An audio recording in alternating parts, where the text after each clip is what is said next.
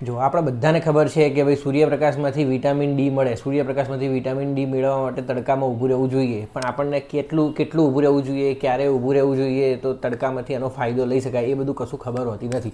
તો આજે તમને એના વિશે સમજાવું છું કે સૌથી પહેલું કે અઠવાડિયામાં તમારે 3 થી 4 દિવસ 20 થી 30 મિનિટ સૂર્યપ્રકાશ પોતાના ફેસ પર, હાથો પર અને પગ પર પડવા દેવો જોઈએ. બરાબર, યાદ રાખજો, 3 થી 4 દિવસ અઠવાડિયામાં અને 20 થી 30 મિનિટ એટલું જ હોવું જોઈએ. હવે જે દિવસમાં ક્યારે, તો દિવસમાં સૌથી વધુ યુવીબી રેઝ જે સૂર્યપ્રકાશના હોય એ સૌથી સારા એવા સવારે 10:30 થી 2:30 વાગ્યા સુધી હોય છે.